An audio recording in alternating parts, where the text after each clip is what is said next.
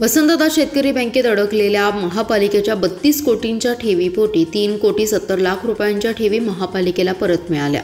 पालकमंत्री चंद्रकांतदादा पाटील यांनी हा धनादेश आयुक्त सत्यम गांधी यांच्याकडे सुपूर्द केला।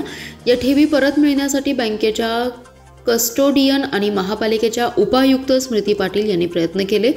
महापालिकेने 10 डिसेंबर 1998 रोजी वसंतदादा बँकेत खाते सुरू केले होते। महापालिकेचा स्वनिधी, शासनाकडून प्राप्त होणारे अनुदान याची वेळोवेळी गुंतवणूक ठेव स्वरूपात या बँकेत ठेवली होती। ही रक्कम साधारण 32 कोटींच्या घरात होती। बँकेची आर्थिक स्थिती डबघाईला आल्याने भारतीय बँकेने 12 जानेवारी 2009 रोजी नोटिफिकेशन काढले आणि वसंतदादा बँकेचा परवाना रद्द केला। बँकेवर अव्यावसायिकाची नियुक्ती करण्यात आली।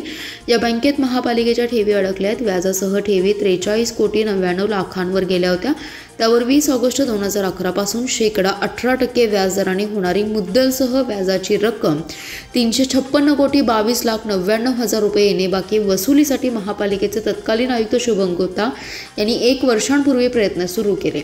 बँकेच्या अव्यावसायिकांना कायदेशीर नोटीस बजावली होती। या नोटिसीला बँकेच्या अव्यावसायिकांनी देखील उत्तर दिलं होतं।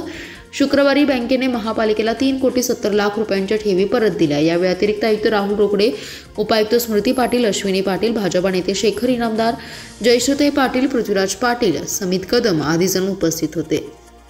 वसंतदादा सहकारी बँकेमध्ये 42 कोटींची डिपॉझिटसाठी पारदर्शक प्रति बँक औषधालयात निघाल्यानंतर